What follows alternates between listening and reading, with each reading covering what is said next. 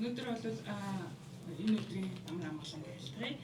За 1911 оны цагаагчин гахаа жилийн үндэсний эрхчлөөний хувьцлын үр дүнд бол 1911 оны 12 сарын 29-нд бол одоо 8 дугаар богдож явсан дан бутгтыг наран гэрэл төмөн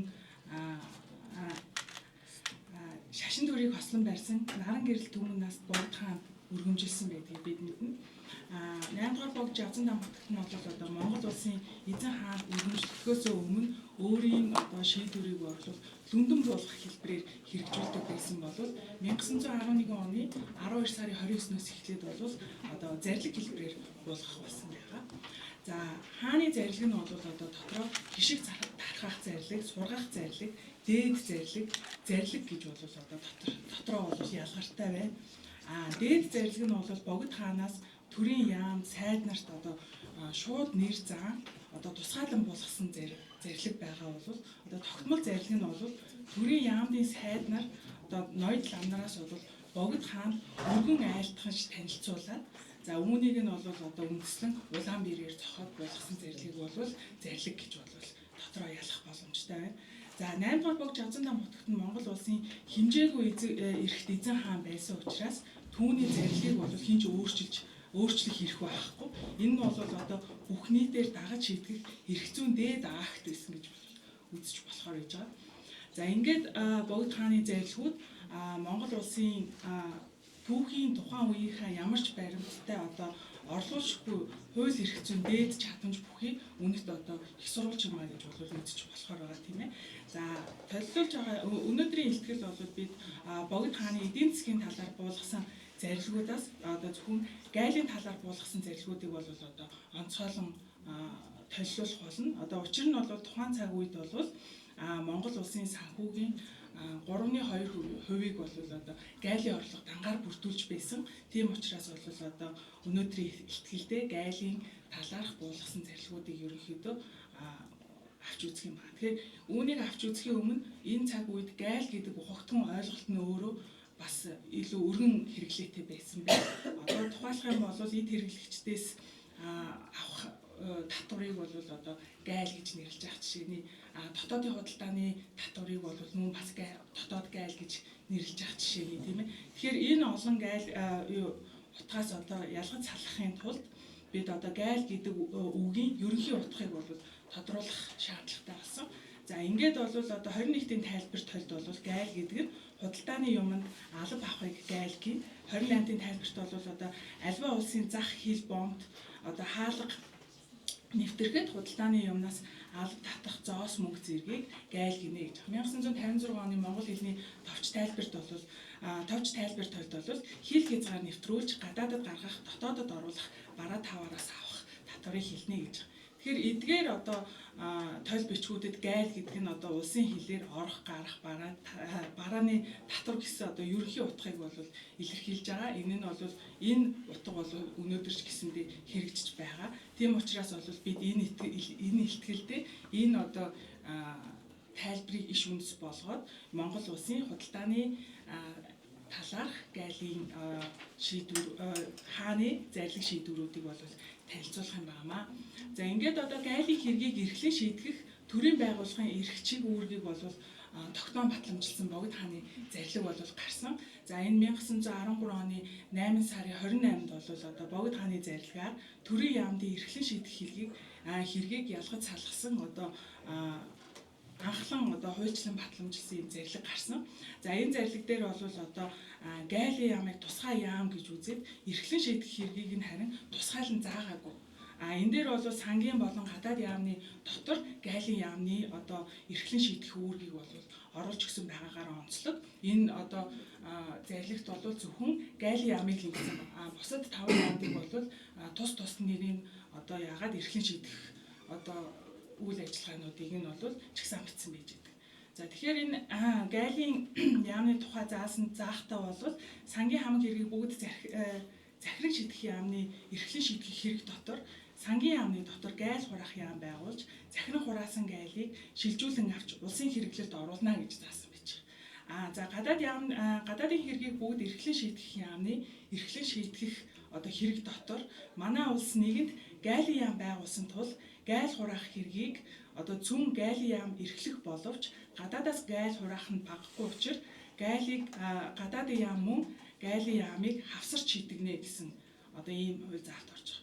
Тэгэхээр эндээс одоо дүгнэж үзэх юм бол одоо сангийн яамны дотор улс орны гайлийн хэргийг эрхлэн шийдэх гайлийн яам гэдэг байгууллагыг бол байгуулах. Сангийн яам нь өөрийнхөө чиг үүргийн хүрээнд бол гайлийн яамыг одоо шууд захирах үүрэгтэй байсан байна. Гадаад яам нь бол одоо эрхлэх чиг үүргийнхаа дагуу хавсран шийдэх одоо ийм эрх зүйн зохицуулалтыг оруулж өгсөн байна гэж харж болохоор. Тэгэхээр өөрөөр хэлэх юм бол гайлийн хэргийг ерөнхийлөн шийдэх яам нь бол сангийн яамны дотор багтж байгаа учраас өнөөгийн ойлголтоор бол одоо агентлагийн хэмжээтэй тийм ээ. За нөгөө давхар харьяалалтай ийм одоо төрийн байгууллага байхаар одоо зарлагт заасан байна.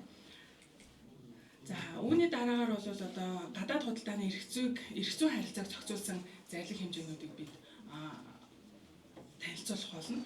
За Монгол улс одоо шинээр байгуулагдсанаас хойш буюу 1911 оны 12 сарын 29-ноос 1912 оны 6 сарын 3-ны өдрийг хүртэл хагас жилийн хугацаанд одоо хятад худалдаачдаас гайл татвар юу аваагүй байж байгаа.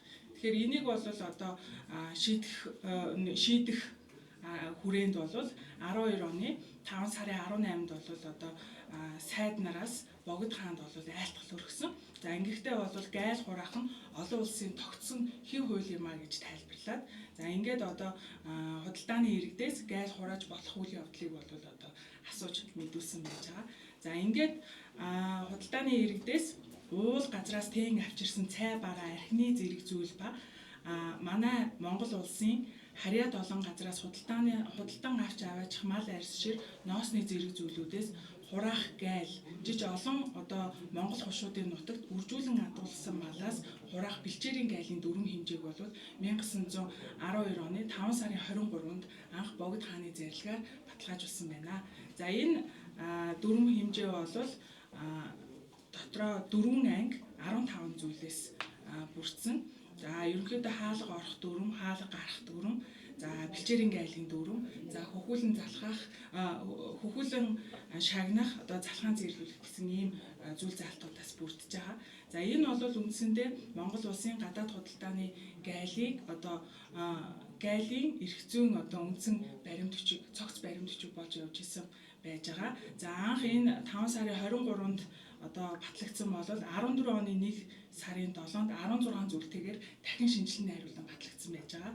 За үүний дараагаар 1918 оны 11 сарын 15-нд бол 19 зүйлтэйгээр за нэршлийн хувьд бол альва гадаад улсын худалдааны зүйлээс гайл тушаалгах дүрм хэмжээ гэсэн байдлаар батлагдсан байж байгаа. Тэгэхээр худалдааны иргэдээс гайл хураах дүрм хэмжээ гэдэг нь бол иргэд гэдгийг бол тухайн цаг үед бол хятадуудыг бол иргэд гэж нэрлэж ирснийг бид бүхэн мэднэ тийм ээ. Тэгэхээр бол өмнө илүү хятад худалдаачдад төвлөрч байсан одоо эрх зүйн баримт бичгээ баталж исэн бол 18 оноос эхлээд альва гадаад улсын гээд одоо бусад гадаад улсаас хураах одоо дүрм хэмжээ гэж одоо нэршлийн хувьд өөрчилсөн байж байгаа.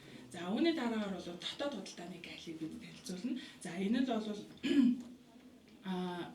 Богд хааны зарилгаар 1913 оны 6 сарын 28-нд эхлээд монголчуудын худалдаанаас одоо гайл хураах шийдвэр Богд хааны зарилгаар гарсан. За энд дагалдуулаад 9 зүйлтэй дүрмийг батламжилж өгсөн байж байгаа. За тэгэхээр энэ нь бол үндсэндээ дотоодын худалдааны татварыг дотоод гайл гэж ерөөхдөө нэрлэж байгаа юм байна. За ингээд одоо монголчуудын худалдаанаас гайл хураах дүрм хэмжээ бол дотроо 9 зүйлтэй ямар нэгэн ангид хуваасан зүйлгүй.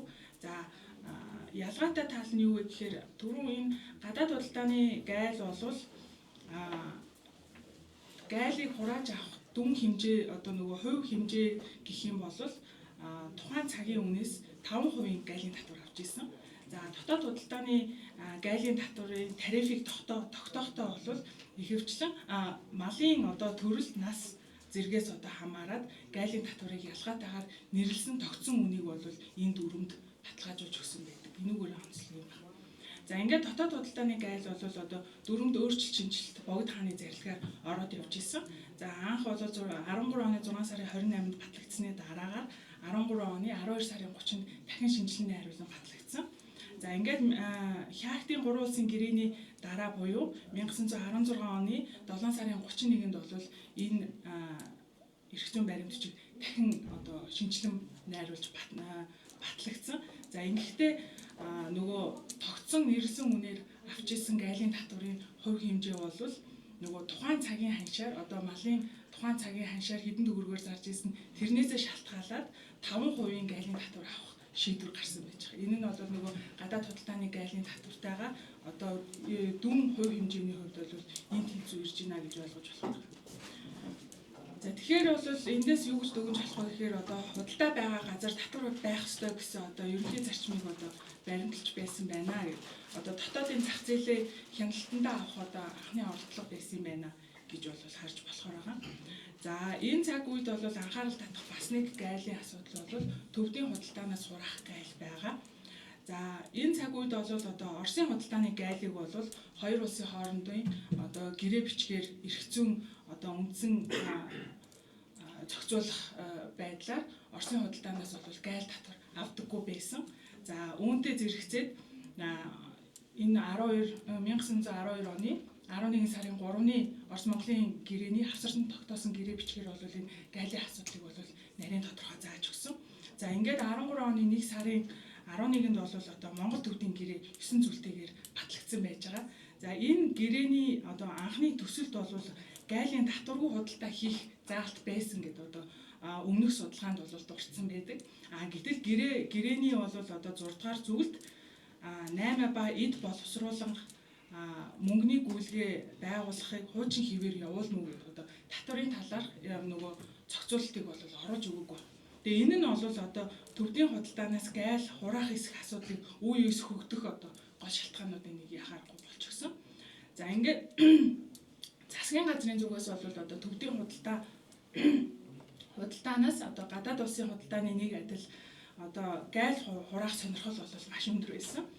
Богд хааны айлтгал зарлагт одоо буулган эрх зүйн актыг одоо шийдвэрлүүлэх хэмжээнд бол засгийн газрын түвшинд бол ажиллаж исэн. Гэвч Богд хааны зүгээс бол төвдийн худалдаанаас гайл хураах асуудлыг бол эрх зүйн хэмжээнд нэг мөр тогтож шийдээгүй торголзуулах одоо төр азнах ийм байр суурьтайгаар хандж ирсэн. За тухайлах юм бол анх 1913 оны 11 сарын 20-нд бол одоо гайлын яамнаас бичиг явуулахдаа Монгол төвдийн хоёр улсын гэрээнд гайлын асуудлыг тухайлан тусгаагүй учраас төвдийн худалдаанаас гадаад улсын адил гайл хураах эсхийг шийдвэрлүүлэхэд Богд хаанд айлтгаж зарлиг баталгаажуулахыг бол бусад олон яамнаас гайлын яамд бол хүссэн байж байгаа. За ингээд энийг бол одоо Богд хаанаас бол азан гэсэн байдалтайгаар төр торголзуулсан шийдвэр өгсөн. За 1919 оны 6 сарын 28-нд бол сангийн яамнаас Богд хаанд одоо айлтгал өргөсөн. Ингэхдээ бол төвдийн худалдаанаас гайл хураах явдлыг дахин 1 жилийн хугацаагаар төр төтгөлзүүлэхийг айлтгаж өгсөнд бол Богд хаан энэ одоо айлтгалыг батламжлан зарлиг болгосон байж байгаа. Тэгээд үүний дараагаар бол одоо 1920-21 оны ихээр одоо Монгол дэх дотоод улс төрийн одоо нөхцөл байдал бол эрс өөрчлөгдсөн гэдгийг бид мэдж байгаа тийм ээ. Тэгэхээр энэтэй холбоотойгоор бол одоо төвдөөс гайл хураах одоо асуудал бас сэргэн болсон. Яг энэ үеэс эхлээд төвдүүдээс гайл авах асуудал одоо дахин засгийн газрын түвшинд бол баталгаажиж байсан байдаг. За ингээд 1921 оны 3 сарын 10-нд бол одоо төвд Орос ба хүрээ хөдөөгийн орон часын зэрэг альва худалдаанаас нэгэн адил гайл хураахаар засгийн газрын шийдвэр бол одоо нэгэнд гарсан байж байгаа. Тэгэхээр энэс дүгнэж үзэх юм бол те альва улсын харьяат болох нь аль харьяат болохыг нь харгалзаад гайлын давуу эрх хэмжээг одоо худалдаачдад олгодог байсан гайлын онцгой эрх нь 1921 оны 3 сар гэхэд бол одоо энэ юу бол байхгүй болсон байгааг бид бүхэн харж байна. За үүний дараагаар бол одоо гайлын дараах Богд хааны дээд зарилгууд гэж байгаа. Би нөгөө илтгэлийнхаа өмнө дээд зарилгыг бол одоо хэрхэн болгодог байсан талаар товч тайлбар хийсэн. За ингээд сангийн яам, гадаад яам, гайлын яамнаас одоо гайлын талаар өргөсөн айлтгалтай холбогдуулсан одоо зарлиг болгохаас гадна гайлын хэргийг шудраг төвшин чирэгдэлгүй явуулах одоо гайлын хяналт шалгалтыг одоо чангатгахад чиглэсэн одоо дээд зэрлэгийг Богд хаанаас тусгайлан уулгаж байсан байна. За 1915 оны 3 сарын 22-нд бол бүгд ерөнхийлөн захирах сайн ноён хаан намнаас өрөнд бол гайлын хэргийг эрхлэн хураах доод албанд хүн нар тушаал сүрээр эзэрхэн Монгол олон дооцын гайл хураах ачаа гэх мэтчлэн байдлаар альва хураагаас зохих гайлыг хурдан түргэн шудраг төвшнөөр шийтгэн явуулж олон дооцыг нэгэн адил үзэж